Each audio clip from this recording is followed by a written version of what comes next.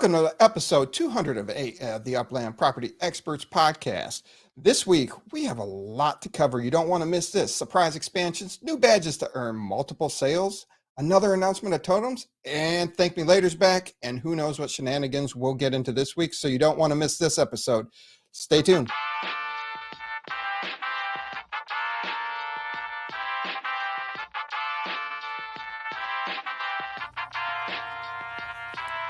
The UPX Podcast with the property expert. If it's happening in Upland, it's the place you want to check first. With your host too stupid to win and thank me later. Bringing the strategy, news, and cool charts with all the data. This is Upland, where the metaverse goes down. Genesis, San Fran, to Rio, and all around. Don't miss a week, you never know what they'll say next. It's the Upland Property Experts, baby, UPX.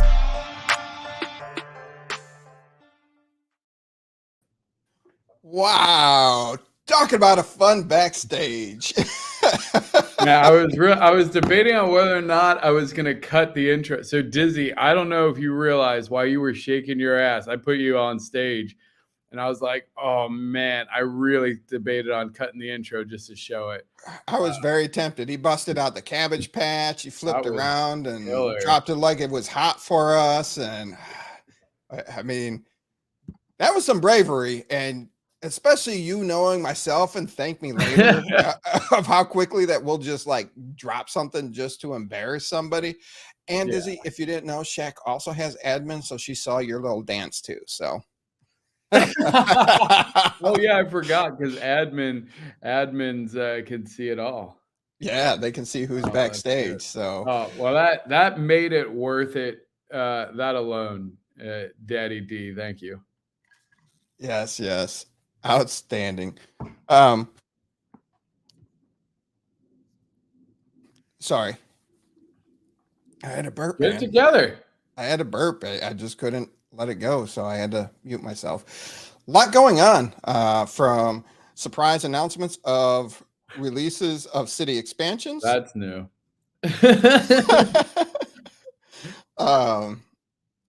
A new block explorer where you can mint unminted properties in San Francisco, wearable sales, an ugly sweater contest, and new badges out there that you totally missed. Thank me later. A lot to talk about. Slacking.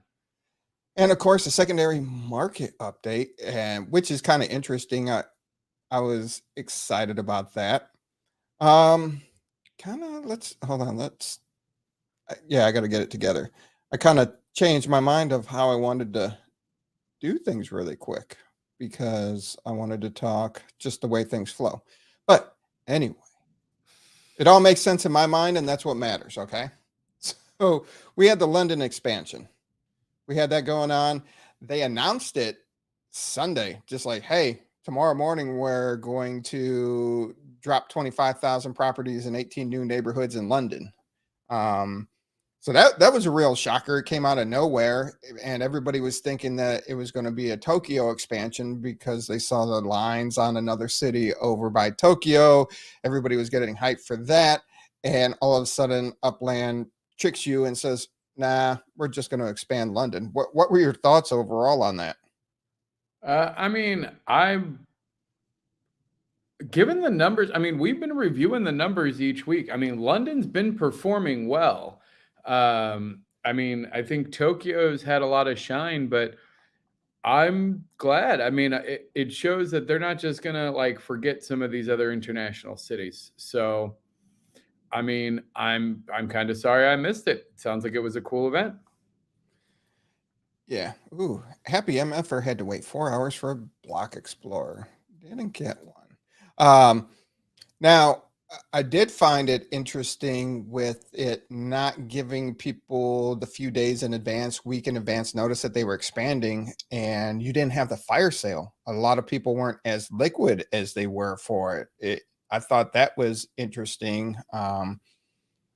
So this one pays off for the people that had a little bit in savings versus the people that do I have to sell under mint to get some capital to buy the bright new shiny toy. Yeah, no, I think it is interesting because, like you said, it prevents that quote unquote fire sale. So I do kind of like that because when they announce things, especially if people get really excited about it, really kind of negatively impact some of the markets as people try to get liquid. So that is kind of cool. I don't think that they should do that for every single thing, but for the purposes of this one, yeah, I think it was good. Keep you on your toes. Yeah, right. I did like that, and I don't know if it was because it was such a surprise announcement and people weren't as liquid. Usually the 20,000, 25,000 properties they release go pretty quickly. There's still about 9,000 properties available in London right now. And I was able to jump around to a bunch of different neighborhoods and mint a lot of properties. Well, I won't say a lot. I minted 34 in the expansion, but I was able to pick up anywhere from 3 to 5 in different neighborhoods that I thought would potentially be a collection, or I was shooting at some streets too. So we'll see how that happens. Yeah. So wait, so there's going to be, 6 new collections. Right. That's pretty cool. That's definitely that's a definite added bonus for y'all that got in on it for sure. And they did it in vanilla mode. So the collection reveal will be Monday, November 13th. 8 new landmarks were added. And I was actually surprised the Royal Hospital had a lot of properties that was one of the neighborhoods that I went to, I'd say in the middle, and there were still a lot of properties around the Royal Hospital available for mint. And I know we've always speculated that those can be, have the potential to be a little more valuable around the landmarks. So, yeah, I mean, I do see value. I like properties close to landmarks in general. I think, especially with the kind of that higher visibility with the icons and just again the landmark status in general. Now, Grant, it has to be, for me, it has to be a pretty significant landmark. I don't know enough about, like, if it was like the Royal Palace or something, for sure. I don't know about the other one. A couple of Sloane Square, hoping for ultra rare. That would be a sweet score for sure. yeah. So yeah, I like the way they rolled that out. Yeah.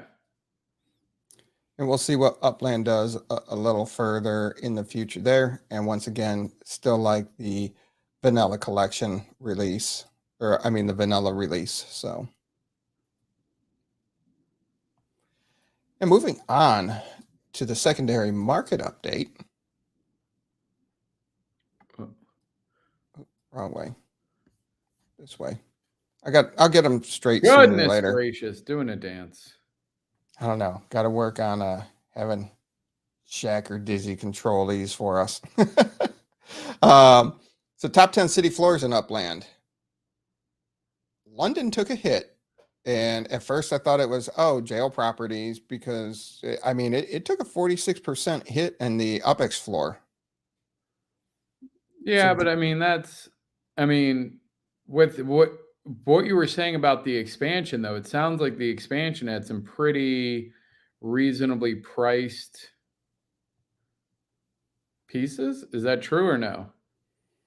Yeah, there were reasonably priced pieces, and then people were just, I didn't understand why they decided to start liquidating their London, or these are people that are just flipping the new stuff.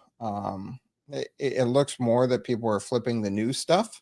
Yeah, no, I would assume it's flipping the new stuff, because if there were properties that were sub 10 or sub 20, it makes sense for you to do quick flips. Because the other thing is, like, people like me who maybe woke up late, who didn't get to travel there. Because remember, as the world expands, they do have that friction of travel time.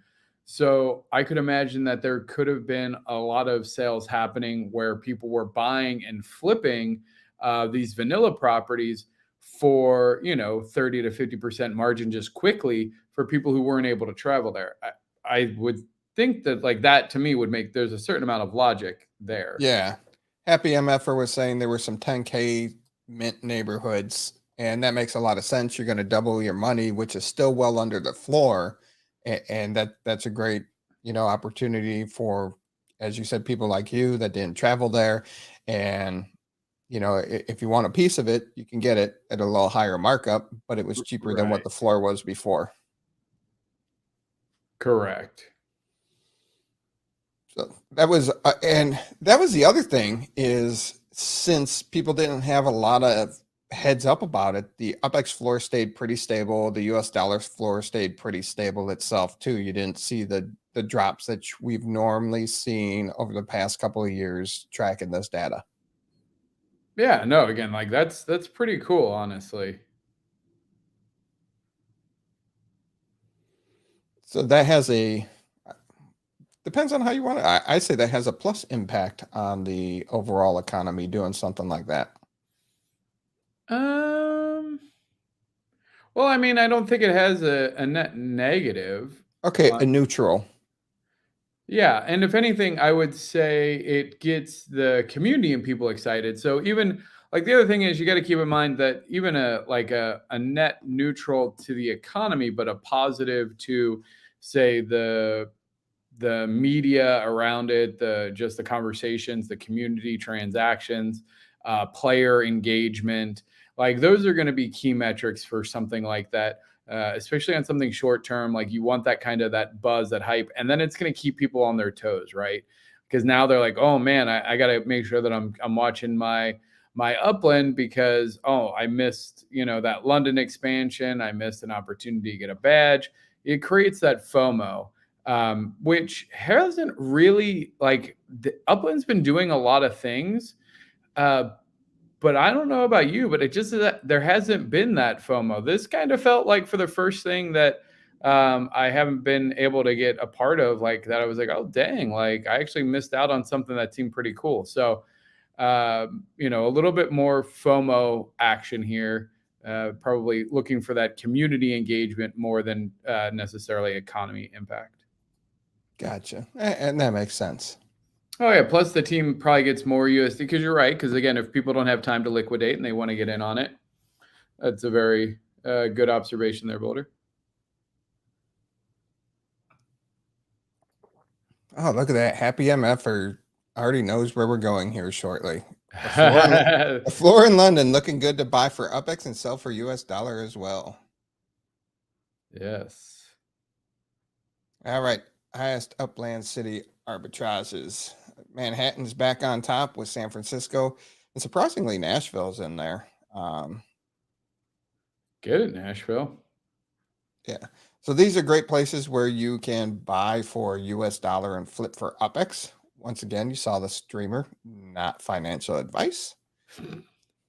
And if we want to look at the other side where it's great to buy in for some UPX and sell for US dollars, or buy for US dollars and sell for UPX, London's a great spot right now, $14.99 floor and a 21,000 UPX price floor. So that's only a difference of 28% there. That's not bad at all. No.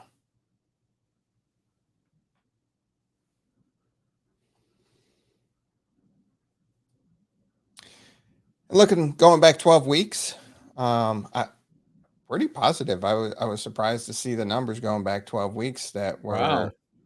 Manhattan's up 51.5%, Santa Clara's up 70.5%.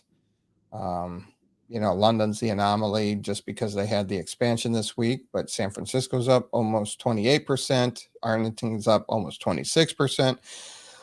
We're seeing a steady increase in the UPX floor in these cities. Yeah, no, I love to see that. This is a very positive trend. 12 weeks, that's 3 months? Yes. So, the last quarter, and August. It's literally everything. Vegas was already pretty hot. Like Vegas had a pretty good boon already. So that makes sense. And then London dropping, that's just literally because of the recent expansion. I'm quite shocked. Like Santa Clara bouncing back in a big way. I love to see San Fran up a little bit, back over that 20,000 mark. Yep. I definitely think it should be, actually looking at I'm actually, I would like to see it at 25. I'd like to see it higher than Rutherford, honestly, but I'll take what I can get. It's competing, pretty well in that space. And honestly, like, again, I have to keep reminding myself, like, I go back and look at the mint prices in San Francisco, like, Oh yeah. whew, like mint prices on, like, because I was shout out to Merced Manor. I was doing some building over there, and I was taking some of my properties out, and I was buying those things for like 2,000-3,000 up. Like, I was like, holy crap! Like, there, as much as we like compare San Francisco to other cities, like, the reality is the markup there, if you got in early, is insane.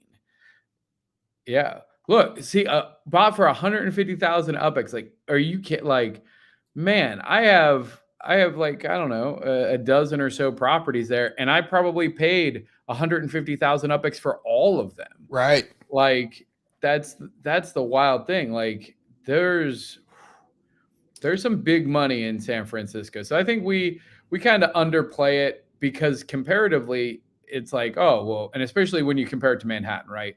That's what everybody does. San Francisco, Manhattan, those are the two big tier one initial cities. But like, the reality is Manhattan was an anomaly. It honestly was a glitch. Whoever got in early, looking at you, Dizzy, I know you did pretty well in Manhattan. Like, that was an absolute anomaly. It was underpriced. It was under the number of mints. Like, it was way too small of an initial mint, and created quite a big discrepancy. But look at Tokyo. I mean, it's keeping up. 30,000 based on Tokyo, 20,000 on San Francisco, 21,000 on London now. So I love to see it. I think we're right where we need to be. Yeah. Oh, I am Redbeard said that they enjoyed there was time to hop around London this release, not too many sold outs right away. Yeah, absolutely. Yeah, that's probably yeah, I haven't really participated in any of the newer releases, but I know for a while there it was brutal. It kind of took some of the fun out of it because, man, even Manhattan, like, I'll never forget, like, the jump when we were trying to battle to get to Wall Street, and like some of the Yes. things, like, it was really fun to be able to like watch it. Even places like Fresno and stuff, it was a little bit more like you kind of had the day to like mint things and get in on certain areas that you wanted. It wasn't nearly as brutal as it is now, but hey, that also speaks to the amount of the player base growth and the active player growth, so that's good as well. Yeah. And for the listeners that don't have the history on Mercer Manor, we've talked about this a couple of times that there was a minting challenge there because the Blockchain Heroes, their headquarters was there, and they were doing the promotion with Upland, and you brought your cards out last week, and it Blockchain Hero. Yeah.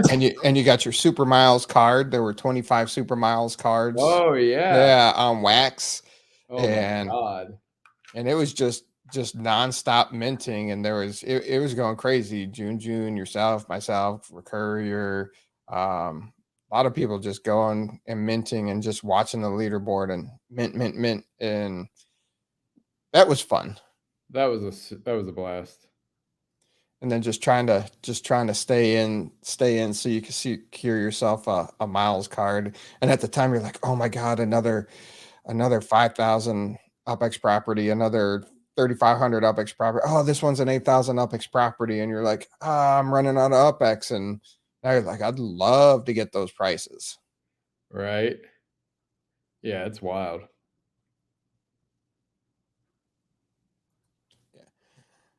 Yeah. And then looking at the bottom 10 floors in Upland, still everything's in the green. $3 holler across the board, with the exception of Bakersfield at $3.16, which is 5% change. Other than that, looking pretty good on the bottom. Hey, God, there's man, I'm off. There's definitely some sort of crude comment there, right? Mm-hmm. I was surprised you missed man. that. Slacking.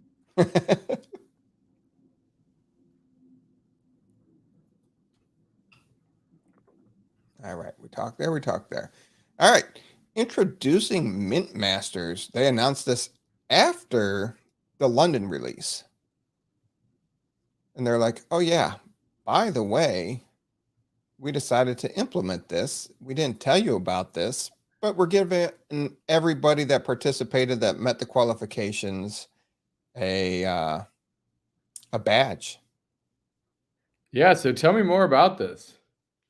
So you can get the Pioneer Badge. Owners of the first 3 properties minted will be awarded the Pioneer Badge. So now instead of waiting for your Block Explorer to drift, maybe you want to try to mint a property really quick as soon as the city opens up, trying to snag that Pioneer Badge. I think this will be the most difficult badge to get. Whoa. Oh, okay. That's cool. So you got to be one of the first 3. Now you have the top minter. This is for your whales and your big ballers. It's the Interesting. Can you get multiple? Yes. Well, you get a enhanced badge. You know, they change it as you earn more. Oh, I got the tingles in the good place.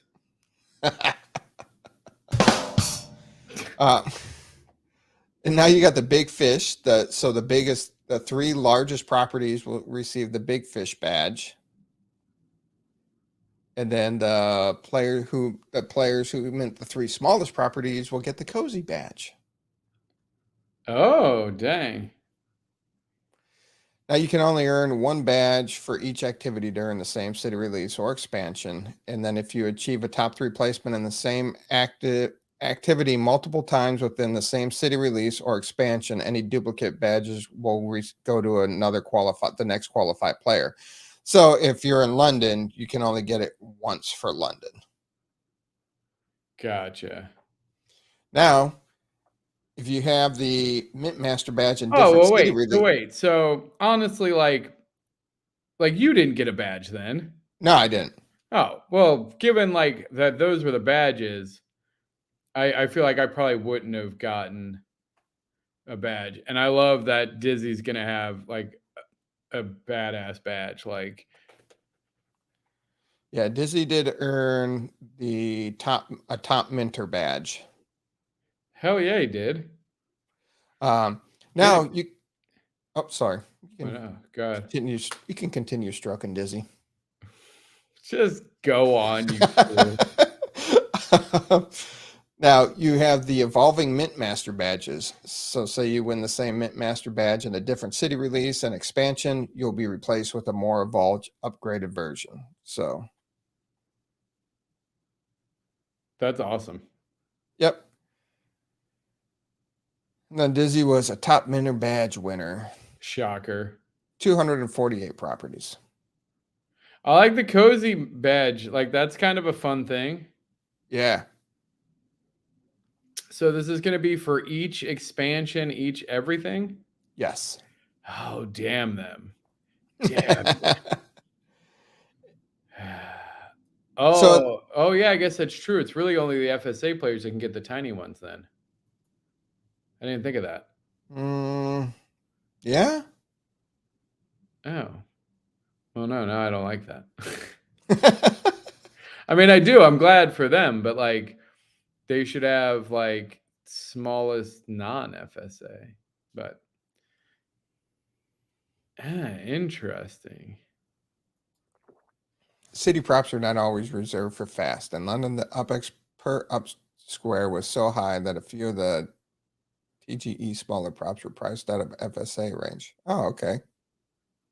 Interesting. So I guess really I think the easiest of those badges to get then would be the largest property. In theory, of like, because like most mint, what's the time frame on most minted? In like 24 hours? What was there? I think just in the release. But like of all time, because there has to be a time frame. Yeah, hold on. And then even like with largest, it has to be the largest property. First 3 hours. There you go. Oh, Yep, first 3 hours. Yeah. So that makes it even more insane. Because he Hmm. did almost he did about 80 properties an hour if he spread out over 3 hours. Damn, maniac. He might have a problem. This is, you know what? That's such good gamification. And we, you know what? I would venture to say we said it here first that they should do badges relating to minting in cities. We had been discussing that pretty heavily. Yes. So because you're the badge guru. You love your badge. I'm still the badge champion. If anybody thinks that they have more badges than me, step up. Let's see. Because I don't. Well, I mean, I don't think anybody does. I mean, you're gonna have to. It's gonna get close now. Was the bad guru? I mean, you I don't think anybody's even close. I wonder what the next highest is. You got 11. Let's see, 3, 6, 9, 10, 11. Yeah, I got 11. That's a lot. Ain't nobody else in double digits. Well, you had the FIFA badge, you had the women's FIFA badge, you had the Genesis Week badge. I know you skipped all 3 of those. No, I got the FIFA badge and the Genesis badge. Oh, okay. Well, I didn't get both the Genesis badges, and I didn't get the women's FIFA. There were 2 Genesis badges. There are newer players with 8+ badges. Slacking. Fudge sickles. Yeah, but my badges are cool because I got. No, you can't go from I have the most badges to my badges are cool because people are catching you. As of right now, it's still both. I got the most badges and mine are the coolest badges. Well, you got to step up your badge game. That's facts. I'm okay with that. I need to figure out a way to try and win most and biggest for sure. There was 3 for 1 contest. See, back in my day, you had to wait months and months and pray that they would come out with some random nonsense that you might be able to get a badge for. Now, was it 3 in 1 contest? Because I know a couple of them had 3 levels to the badge where you get, a level 1, 2, or 3 of the badge.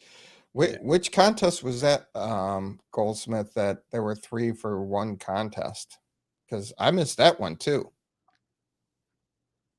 Thank you, Shaq. You don't have a moderator badge?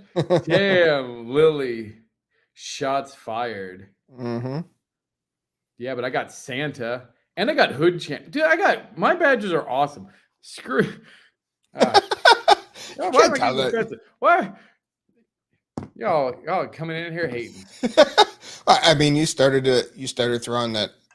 That's true. That's true. I did start it. Hi from Europa. That's not a place. Where the hell is Europa?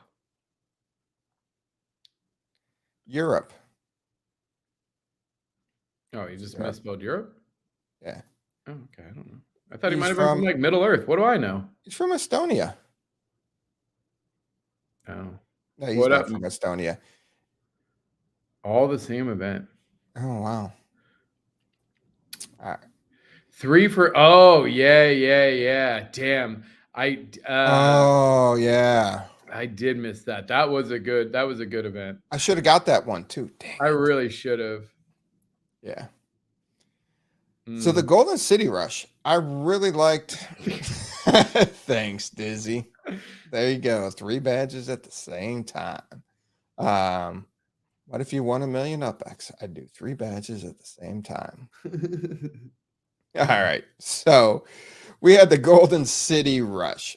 I really kind of like this. There were 850 block explorers available for purchase at 8,500 UPX.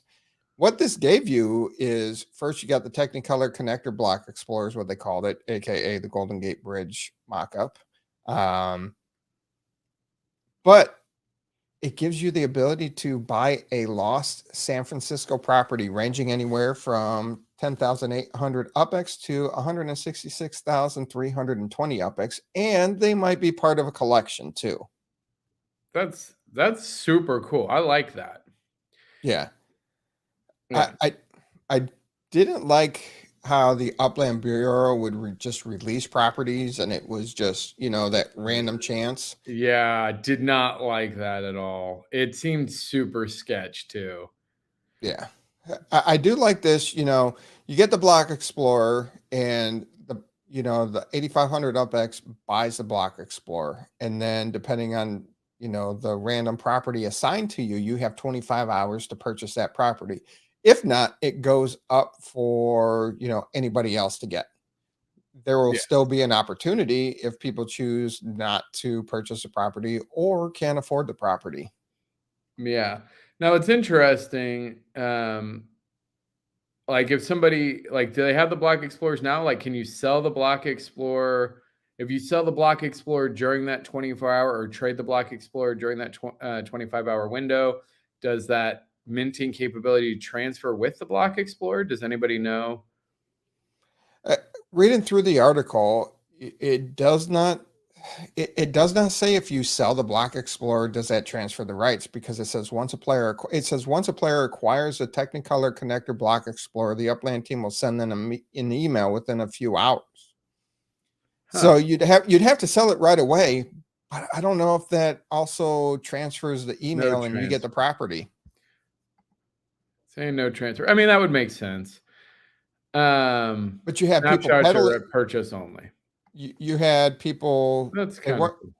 They weren't clear in the article, which would have been nice if they were clear in the article, because you had people trying to peddle their position in line. And I'm like, there was no confirmation right away about it. So you're just like, nope, I'm going to pass because. Yeah. I mean, what do you think about that? What if it was because I think we all agree this is a much better way of doing it just initially, definitely better than how it was before. And it's cool. It's got a Block Explorer. Everybody likes that. It's a mechanic. It was a clever way around a queuing system of uneven things, because you don't want to have if there's 850 new properties, how do you really do that? This is a great way to do that. But what if it was a delayed snapshot? So, you have it and then in a week later, yeah, exactly. Or even give them a couple days, because the idea would be, hey, get it, and then you can sell it, trade it, and then it's buying a lottery ticket of hey, you don't know what this is going to have. I think that could create a lot of fun, and it's a great mechanic because they don't do pack sales, right? That's one of the things we've seen missing from the Upland economy is those pack sales and stuff like that really can drive a lot of activity in general. So, well, if they don't go bot, then after 24 hours, they just become mintable. They Right. just so if you're not in San Francisco now and you want them, I'd probably get to San Francisco because there's a really good chance that some of those go unminted for sure. Absolutely. Because there's probably people who bought that not even knowing what it was, who just were like, oh, there's a new thing in queue. Yeah. Yeah. And as you were saying, I totally agree. This is a way better mechanic. Upland was looking for feedback on what the community thought on this process. And I think, giving it a couple of days for people to trade them or, sell them on the secondary market, either way. Could be fun. And I mean, you have the risk, not even the risk though, because let's say that there's a whale that wants to buy up a bunch of these to get the snapshot. Because then you have the primary sale, because then let's say Daddy Dizzy wants a bunch of them, so he buys 10 of them and to be able to mint, and then he wants to go sell them, then even selling them later, because they won't be worth nearly as much after they're kind of quote unquote used. It creates a couple different inflection points of activity. It creates more excitement around it. And but by the same token, I really don't like secondary sellers that much that just get in queue. that have no intention of really utilizing or, they don't really care to participate in the actual event. They're just looking to flip. Like I always had a problem with that in the real world. As a gamer, like when new systems came out, specifically back like PlayStation 2, PlayStation 3, Xbox 360, like people would queue and buy just like a bunch of them and then would like flip them. And I hated that. Like that just pissed me off because it's just like, you're not even real gamers. Like you're taking the opportunity for real gamers to be able to get what they want at the right price. So, but I mean, hell, no one's going to not buy $8,500 for a Block Explorer anyway. Like that's easily a 10,000 UPX Block Explorer. And I think, Jeez. I like, at first I was on board with, hey, give them some time so people can sell it. But, those were very good points that you made about the flippers are just there to flip it and maximize it. And it's such a wide variety. You can get anywhere from basically 11,000 UPX up to about 165,000 UPX for the property that you have to purchase on top of buying the Block Explorer. And, that makes it hard to price. That makes it hard. And I mean, it depends. Yes and no. I mean, we're not talking a difference. If it was like 5,000 to $1 million, like 100,000 UPX, I mean, that is $100. Right. But I mean, the reality is if there's enough, like if you're that connected in the market, like 100,000 UPX to anybody who's in any community, like I will say it this way, 100,000 UPX, if you are connected with any community at all, that's pretty easy. Nothing, which sounds crazy because that is $100. And again, like sometimes like I step back and like go, that's more than a full priced video game. Like actually, like, it's more than the newest Diablo. Like it's kind of insane. And so I try not to think like that because then it makes me kind of nauseous. Be careful. You don't want to sound like a whale here. My bad. But no, it's not. And again, it's not an individual thing. It's a community thing. So like if you as a neighborhood, no, I'm not saying, hold on. Let's be very clear. I'm not saying that 100,000 UPX isn't a lot of UPX to an individual. It definitely is a lot of UPX to most individual players. However, as a community, if you are part of a large node, if you are part of a large community, then like even if you had 10 people that all had 10,000 UPX that could go in on buying a San Francisco collection property that was 100,000 UPX, like most people that are connected to a community could find a way to get 100,000 UPX. Let me tell you right now, if you are listening to this podcast, you have access to way more funds than that because you are connected to us. And if you got one of these spots for 100,000 UPX property and you needed a way to figure out how to get it, I can guarantee that if you contacted somebody related to this show, that I would help you out. I'd help you out. We'd have to figure something out, but like, there's no way I would let somebody like lose an opportunity because those are either easy flips or again, like I go, okay, cool. I'll pay you, whatever the market value is. This is San Francisco tree F and A. That's a throwback there. Totems. Yeah. Wow. Yeah, that's almost 2 totems. Yep. Yeah, y'all have friends is what I'm saying. Like, it would be a very odd thing, I feel like, at this point in the game and as big as and as connected as our communities are, especially if you're listening to this podcast, definitively you have access to 100,000 UPX worth of capital from at least me. That's for damn sure. And if nothing else, we have access to Daddy Dizzy. So all right, Theo. So somebody in Discord got 86,000 UPX property. Do they listen to the show? Yeah. Do they listen to the show? Like, because I'll give them 100,000 UPX right now for it. I don't know what property it is. I give them 100,000 UPX for it right now. But I do like this model. No. And Overall, the model. Do they have friends? Shaq. Nope, no friends. Do they have? No, this model is really good. This is a significant improvement. I did not like, there was something just that didn't feel right about them using an account to mint it and then sell it. It felt like we were getting used properties. It didn't sit right. So I'm glad that they looked at it. I love this concept. I think that they can use this for a lot of things. Now that they have this mechanic of like, hey, these block explorers are like tickets to minting events or to other things. Like, that's a great way to do it. So then the next question for you that I'm curious about is the 8,500 UPX for the Block Explorer itself does not come off of the property price. You have to buy the property itself. Do you like that or do you dislike that? Should that just be a ticket with a discounted off of that property? Hell no, because the thing is, you're not cashing in the ticket. So like, that's the thing. If you cashed in the ticket, then yeah, but you're not. You are.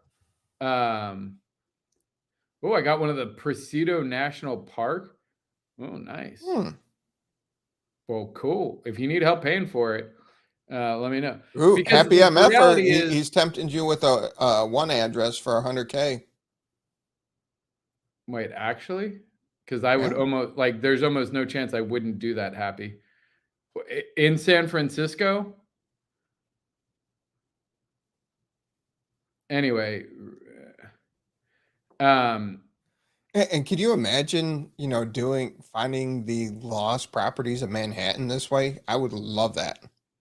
And, yeah. and then the cool Manhattan style block explorers you could make for that. Oh, yeah. I mean, there's so many thematic BEs. And again, like I said, no, it should not come off the property of it, because here's the thing, that block explorer is oh, you mean Bronx? Oh, no, thanks. That block explorer to me is, I mean, 850. So that falls in line with 1,000. I mean, that's 10,000 UPX all day long. I feel like. I don't know, 850 mints. That's a lot of mints. I saw one get waterfront. Oh my God. And nice to meet you. And his brother, Green, what Green? It's something Green. They got the 4 Embarcado Center properties. Those are huge ones there too. But yeah. Oh, there's a good question. How do you feel about cash and tickets or lotteries for new city releases? I mean, the bubbles were interesting, but there's just too many players in the game to do something like that nowadays. Yeah, no, I don't like it it's interesting. And the problem with that would then be, especially if they did it with like the Block Explorer sales that essentially came. Now, that said, what could be interesting is like a pre-sale of like 1,000 properties. So like, or like one property in every neighborhood. So then you buy like a Block Explorer, because then it would, like one of the things about like a city release is like there's not a lot of places to jump off of, right?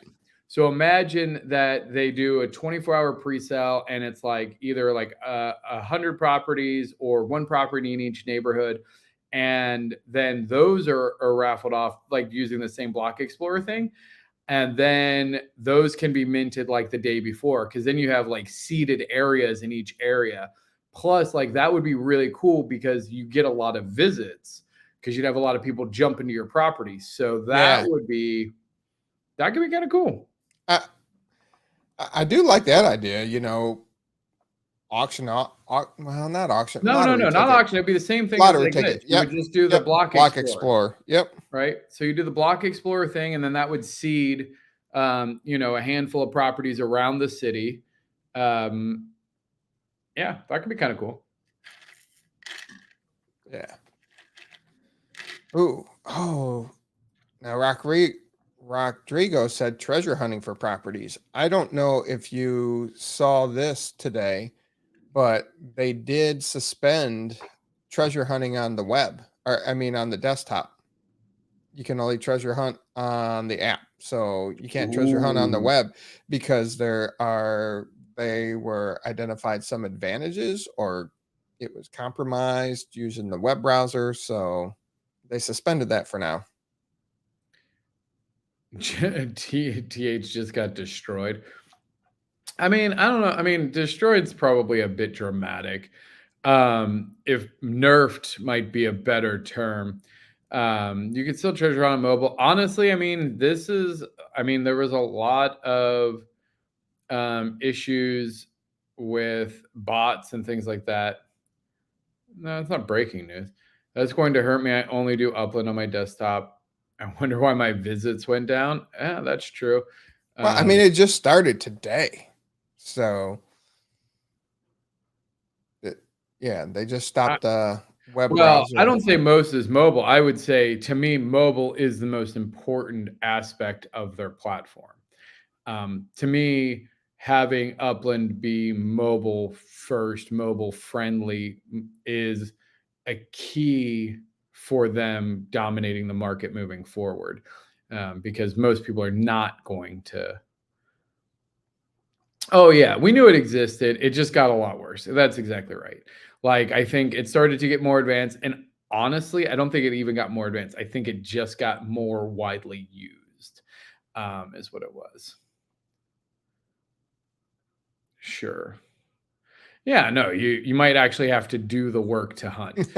This should be good news to all of you that are not cheaters. Like, this should be great news to all of the actual hunters out there. People are looking at Russell Envy, people who are putting their phone in the freezer so they get a half a second faster time. That dude's insane with that. So. Yeah, but I mean, sure, there's obviously trickle down economics to bots, right? That's why they didn't stop it initially. Yeah, no, Russell Envy would be, because Russell Envy is a true treasure hunter. He uses, like, the people who actually go out there and do it and take the time and are not trying to beat the system, who are not using bots or, web tools to do it. Like, now keep in mind also, fun fact, Upland, when it first came out back in 2019, it didn't even have a web version at all. You could not play it on the web at all. It was mobile only. Mobile web or app. That was it. So.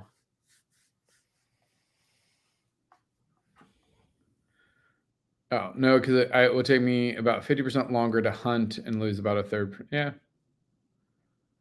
But can I treasure hunt non-competitive? I don't think so. I think they suspended. Yeah, I think they suspended all web-based. Hey, trust me, as somebody who has, thousands of properties, I'm with you. Yeah. Oh, hey, there you go. Lily says, I only do PC and I can wait. It's great they are doing this. Yeah, I would say overall, like, they don't want to reward cheaters. Like, that's been a pretty steady stance of Upland. And I think once it got to a breaking point, like, they were probably trying to figure out a solution that they could, like, bridge the gap without having to take it down completely. And my guess is that they had a threshold of activity or, usage of it. But yeah, I do get, rarely do mobile, but yeah. Yep. It's interesting how many people do the treasure. Like, I thought a lot of the treasure hunters were on desktop, but a lot of our listeners and viewers are desktop hunters versus mobile. Yeah, it is interesting because, and I can't. Oh man, I'm sorry, I'm spacing on his name. The gentleman we had on last week talking about, the game is designed really to be more of a dizzy deucer, right? Like Creati. Yeah. Where I'm like Pangea. Yeah, like I don't want to have to be on it all the time. Maybe I'm just, taking a bathroom break. Oh, hey, there's a treasure hunt up. Let me go try and get this while I'm taking a break. like there again, I think like that's probably more where Upland would like treasure hunting to be. And that doesn't mean that there's not going to be people who are just sitting there grinding it all day and night, on cooldown, getting the alerts, going hard as hell. But I think for the most part, it's meant to be a little bit more casual of, hey, yeah, oh, look, there's a treasure hunt. Let me go do this, at least in my mind. Yeah. So I think it's good that they identified it, suspended it. They'll fix it. They'll figure it out. And then it will be better soon. Yeah. All right. Jeez. Back to other news. Exclusive stock car sale going on again. Have you gotten any? That black and gold one looks pretty cool. I'm not gonna lie. It does. I did get one and I sold it to Dak had me hold his pass. You remember we talked to Dak. Oh yeah, wait. Oh good. I was like, crap, did I do that? I think I said to not give me a pass. Yeah, I got a pass and I actually got a car. It was just a trainer, and then I sold it to Mass Chef for what it cost me. So cool. You know, racing's more important to those guys than me. And I know even the trainers go for like 3x the cost. So. Get it. Dude, happy I'm with you. I don't but hey, to each their own. Some people think racing is boring. So yeah. And everybody agrees that NFLPA Legits is boring. Oh, jeez. Shots fired. Why? Shots fired. Why you got to do that? Now, going that way, that gets me into the next thing I wanted to talk about. So we use the artwork that Upland uses for their articles when they announce something. And Upland has been advertising a lot more lately on mobile games. And my kids get super excited. They run up to me and they're like, Daddy, look, it's Upland. That's the game you play. I'm like, yeah. And I'm like, what are you doing? They're like, oh, it's just an ad, you know? Yeah. But it's just that screenshot. Like they even had a Stock Car Pro screenshot and it had the different bundles, the boxes on it. And it just said Stock Car sale and join now or learn more here. And then they had one for Totem 3s. Well, and that was today. My son ran up to me with a Totem 3 advertisement. Totem 4s were already announced and they're got the ads going on for that. Then they had the NFLPA Legits, and once again, it was just the bundle boxes itself, but there was like no video, no context. It was just, I don't know if they outsourced their marketing for this, but it's just these shots that we use when we discuss it on the podcast is their advertisements on different mobile games. Yeah, you know what? But it's not uncommon, and I hate to say that because the way like marketing, like timing is and stuff, I think it's terrible. I agree. It's kind of misleading and nonsense and honestly not super helpful. It is probably through like automated processes. And it's probably very quote unquote cheap marketing. And those things just take times and the cycles and just, yeah, I don't know. It seems kind of, because here's the other thing is like, that's such a weird way to get introduced to the game too. Like you're like, okay, so I joined, and especially because you're not going to see anything about that for a while. It's not going to make any sense at all. Exactly. They're so non-descriptive and they're so random. So you see the constant thing of Upland, but you see NFLPA Legits, you see Stock Car, you see Totems, and it's just it's a hard sell, you know. And you're somebody that plays a lot of mobile games. Would any of those just pictures with the words on it grab your attention to click the link? Well, I mean, what my point is, like, that's very common, and in fact, it's almost it's like a joke at this point. Like 9 times out of 10, like if they show a clip of a game, it's not actual gameplay. It's like just an ad version of what they want the gameplay. It's so frustrating, right? And it's really hard. Like if you think about it, how would you describe in a picture in a single ad the concept of Upland to somebody. I mean, it's all designed to be clickbait. So again, NFLPA, it's got name recognition. Stock car, it's got name recognition. Totem, like that's again, like it's like, ooh, boxes, random things. Like, okay, let me just click on it and see. The idea being that by the time you get through the actual opening tutorial and things like that, you probably forgot why you clicked on it. Like, it's just a placeholder. It's something shiny. Yeah.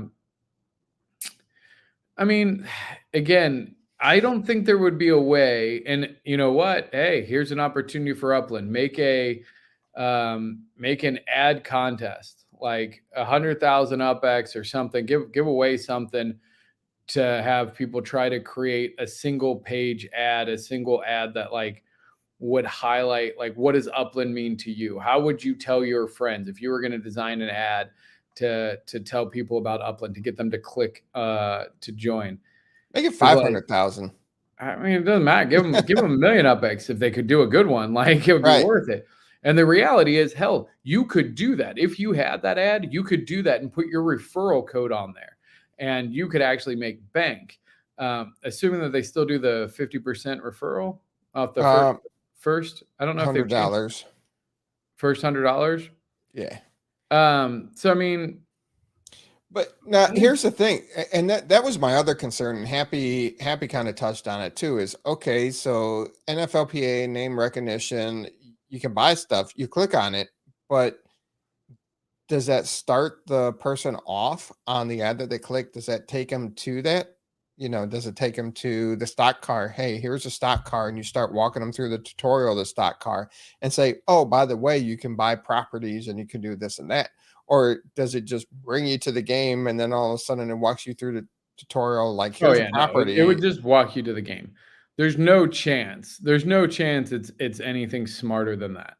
Like, I would be absolutely shocked. And the nice thing is, I do agree with you. It's nice that it's not these fake gameplays where you're like, this is absolutely nothing like the ad and I'm pissed. So I'm going to, uninstall it and give it a bad review. So at least they're taking some stuff, but come on, reach out to the community, make it a contest and have us create ads for you. Because it's almost certainly outsourced. And keep in mind, the marketing team doesn't play this game. It's outsourced to somebody. They're just taking content from articles and things like that and making ads like that. Like, let's be honest, that's content. They're just taking the picture from the article. Yeah. they're not even like, we'll use this picture and run it 1,000 times on this game, and we'll take this picture and run it 600 times on this game. Yeah, no, it's interesting. I mean, I don't know, because like, do they click on it? I'm not a marketing guru, and I don't even know the ad that. I mean, it was definitely a Twitter ad that got me, and I'm sure it was some nonsense like, oh, I'm sure what it said was like play blockchain Monopoly or something, like, which as much as we want to call it Monopoly, like I love Monopoly. I mean, yes, you buy properties, but other than that, it's really nothing like the game Monopoly. Right. So like that's what definitely got me into it. It was like Monopoly on the blockchain or blockchain, play blockchain Monopoly, buy, sell, trade, whatever it was. And it was a pretty generic, and God, I mean, I remember how generic the game was. Yeah. But that's where they got me, because I understood blockchain. I understood the concept of blockchain, but it was the virtual property trading game based on real world addresses. That's what got me was, it's based off of the real world, but it's virtual and it's recorded on the blockchain. Yeah, but you can't use blockchain. You can't use metaverse. Right. Like, in the gaming space, that doesn't play anymore. So you gotta find a new way to kind of approach it. So honestly, like, meh, whatever. They're just throwing stuff against the wall. I still think, I mean, they're still. But I mean, what's the? I don't know. I don't know what the desired click-through rate is clicking the click-through conversion rate and all that fun stuff behind the scenes. But I just want to see the game grow. It's got a great community. It's got a great concept. And it just makes me feel kind of sad seeing just the screenshots of, their articles as their ads. I mean, a lot of these, like you see the solitaire cash, and they have a 30-second video of the same person talking to themselves in different clothing. I mean, but I'm not saying they need to do something like that. Well, no, but I mean, you can make some sort of video. I've seen their ads on Facebook that had like the paid actors. And in fact, I actually got reached out to by a good friend of mine who does like little acting gigs, and said that he got approached of being an actor. And it was like, man, I wish I could remember the description. It was just like, we need you to be a crypto dude, crypto bro. Like the description of the role he needed to play for this ad for Upland was hysterical. I don't think he ended up getting it. But yeah, they did those little video ads, and they were way bad. They were so cringy. It was like, oh God, Upland, don't do that. So yeah, okay, if they just throw like generic pictures up, I guess. I don't know. Again, I'm not a marketing person, so I just want to see the game grow. Yeah, I mean, yeah, me and you both. All right, we got Totem revealed. Chapter 4, the goat versus the python. I really wish the python would eat the goat. That would be a pretty cool totem. That could be pretty cool. Yeah. So they're coming out in just over 10 days and 11 hours. This is chapter number 4. How many chapters are there? 5. Okay. So we're Wait, do close. we know what all of them are? All the animals are now? Not yet. We still need chapter 5. But I thought somebody had like the metadata, or no, that was false. I don't know. I just want to know if there's still a chance that there's going to be a turtle. No turtle. That's confirmed. Wait, how has that been confirmed then? I text Dirk. Oh, actually? No, not at all.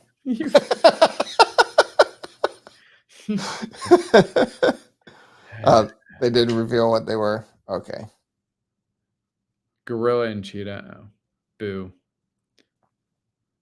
I mean, that's fine. Right. I don't catch everything.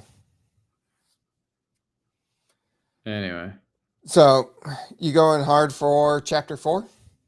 No, probably not.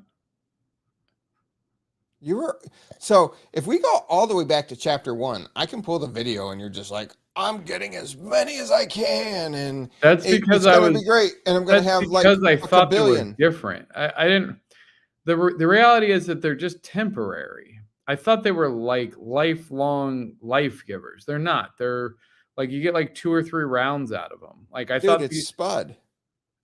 Yeah, but like again, like the way they had described it, it was like these are the only totems that are ever going to be released. These are the things that make Protom, and then Protom will turn to life, and then like these will be like my assumption was like that these would keep working, but it's not. Like these are just for like they're very limited, and like they're like, yeah, we might do like 2 rounds, maybe more. So it's just like I'll buy a couple, but like the other reality is like I don't know. Like, yeah, there's a lot of them now. And like the more the economics of it, like you started to break it down, it's just like, I don't know. What up, Obi-Wan? So, I mean, they're cool. I'm still going to try and collect them. Honestly, I'll probably buy a bunch of them after the event's over and they stop making Protom. Because I do think that they're kind of cool. I like memorabilia. So yeah, if you buy a bunch of these for the event and you're looking to sell them afterwards when they're just like paperweights, let me know because I'll probably buy them then. But yeah, in my mind, like these would work forever. And so like this was going to be a core part of the game forever, especially the amount that they're making. And the idea that everybody would be able to get one or two would like lend it to that. Like I thought that this was going to be an ongoing source of Protom / life. It's not. It's an initial source and then it stops. And so it's just like that makes it very different. That's really just like a single use item. That's not as appealing to me. But all the Protom that you generate will transfer to STEM. Sure. And again, like that is super cool.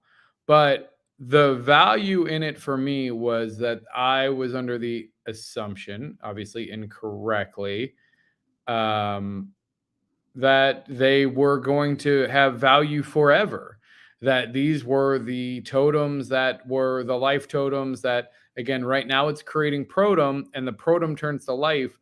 But then my assumption was that it would still then, instead of generating Protom, would generate life to some degree, like that they would be ongoing usage. So no, after this event, they just turn into paperweights. Yeah, and life does last forever. Like that's cool. But again, I just go,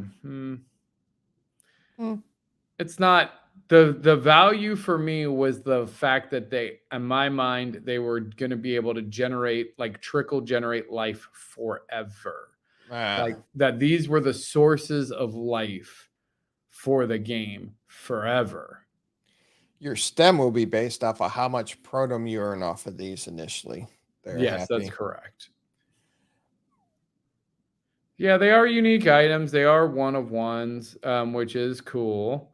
And again, they are like the art on them is pretty fun. I like the different styles, and I thought you would be all about it though, as you get the different variations. Variations. There you go. Thank you. The different variations, and because you're a gamer and you like to tweak and figure out the optimum. Well, that's the other thing is they haven't released enough information. So like once more details come out, because like that's the other thing is like I'm gonna want to get a bunch that I can synchronize. So like let's say that there's some that have a 5-hour cooldown and a 7-hour cooldown and an 8-hour cooldown. I don't want a mix of those because then my timings are going to be really off. I'm going to want to get a full set of 8s or a full set of like whatever. Like I know, like I would want to make it efficient, and they haven't released enough information for me to know which ones I need to buy to be able to make it worth my time to make sure I don't have to log into the app every 10 minutes and I'm hitting all my cycles. So again, I'm not super fussed. I think that I will get some more later. But yeah, and again, $60, man. That's a full video game. That's Diablo 4. Yeah. That's Animal Crossing. Like I go, it's not worth it to me. Like I need to, like, I'm not going to pay. You know what I did? I paid $7 for the first set. Cause I didn't get I didn't get any UPX ones, but I don't know. It's not a full video game's worth of content for me. Like, especially because it's temporary. If it was forever, that's very different. Like that's an investment, quote unquote. I use that term very loosely, not financial advice. Like that would be $60 for something that's going to pay out forever. This thing's going to pay you out again. And if you don't really use it, are you going to get $60 worth of life out of it? I have no idea. So then after that, it turns into a paperweight. So I have, yeah, I don't know. All right. Fair points. Yeah, it's again for me like finding out that it's really they're only going to generate anything during this event and then they turn to paperweights. Really, yeah, they die. And so for me, I just go for $60. Like these are not cheap. Like if they were $20, sure, $60 is a full video game. No thanks. Like, nope. I don't want them that bad. They need to revamp legit facts. Yeah. They had the London wearable sale going on. I like that leather jacket. That's pretty cool. Yeah, those went pretty fast. The Union Jack didn't go as fast. I think you still can pick up the Union Jack. Oh, really? Yeah. Let's see. Special. Union Jack 19. Oh, $15? Yeah.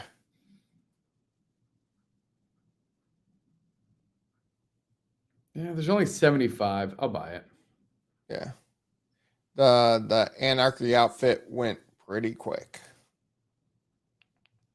I figured more people would be on the Union Jack, but I guess not. So I bought one. now they do have Ugliest Sweater Showdown, Battle of the Biggest Sweaters. I do like this. Battle of the Bizarre Sweaters. Yes.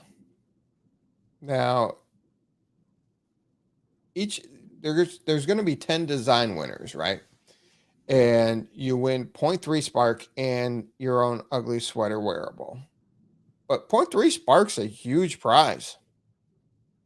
Yeah. And the top 3 designs have Chicago properties awarded to it too.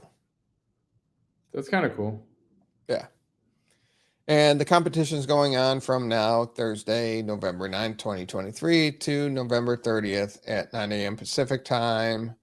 And they have the resubmission closed Thursday, December 7th. And winners announced will be Friday, December 8th. If you go to the Upland website, they have the submission guidelines, your guidebooks, your validation tools, and your example files, and all the rules for the contest. So love me some ugly sweaters and ugly suits, and excited to see what the community comes up with there. Absolutely. No, we have some of the most creative people. I mean, I love the creativity of this community. So yeah. So Lily didn't like the shorts on the Union Jack. Yeah, that's true. That was part of my hesitation on it. Yeah. Facts. All right. What else do you got before we get out of here for the week? Nothing from me. Nothing from you. Everybody loved your yin yang lumberjack look for the evening. That's it played real well. I like it. It's well. Also, I haven't gotten a lot of. Somebody asked for a test tube, but if there's winners, I know I've been giving some away. I'm just looking to make sure I'm up to date on all my trades. So any of the people who are running contests, if I promise test tube statues, please let me know who it is, so that way I can get those out. And so, limited in stock, we do have the pumpkin pipsqueak, some gray breakers, and harvest pillars and coffin bony secrets. So definitely check out. That is always Halloween time. Go check out 615 Indiana Street in San Francisco. Don't forget to check out more cheese. Man, your shop should have been called Spooky Dookies. Oh, that would be great. Oh, man. Spooky Dookies. Spooky Dookies. Come down to Spooky Dookies. Get your Halloween supplies at Spooky Dookies. Yeah. Man. Feel free to use that. I might have to change it because I was kind of rolling with, Too Stupid to Win with all the twos into it. And see it Milderland. Milderland.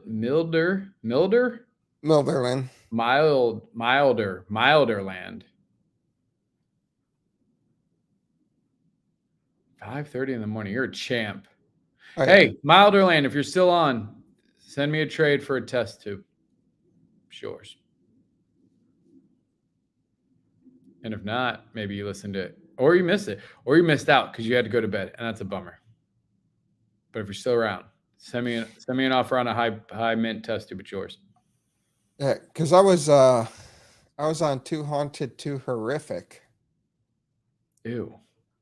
Spooky Dookies. It's so easy. Spooky Dookies. Come down to Spooky Dookies for all your Halloween needs. Some of our stuff looks like shit, but you're going to love it. I only have high quality map assets, so it can't look like poo. That's true. No. Spooky Dookies. How did I even miss that one? Spooky Dookies. Are you tired of shitty Halloween decorations? Then come down to Spooky Dookies. We got you covered. We got you covered.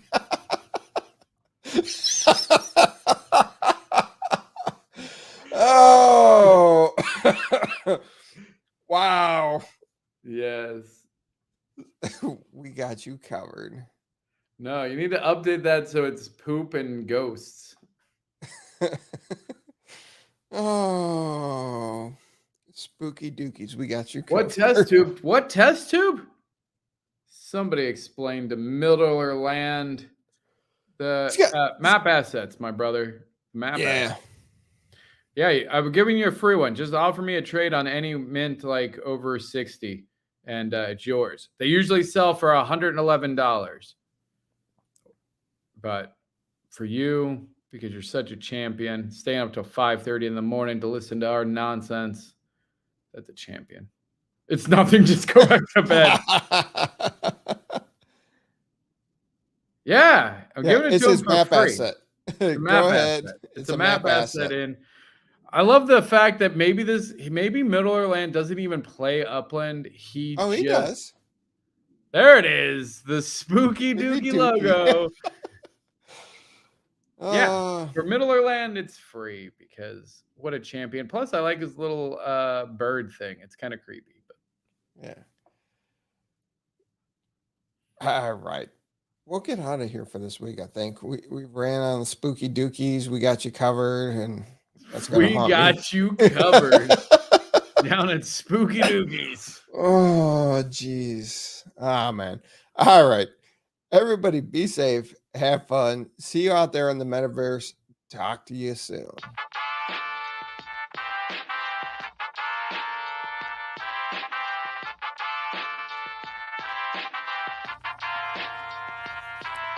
The UPX Podcast with the property expert. If it's happening in Upland, it's the place you want to check first. With your host who's stupid to win and thank me later. Bringing the strategy, news, and cool charts with all the data. This is Upland, where the metaverse goes down. Genesis, San Fran, to Rio, and all around. Don't miss a week, you never know what they'll say next. It's the Upland property experts, baby, UPX.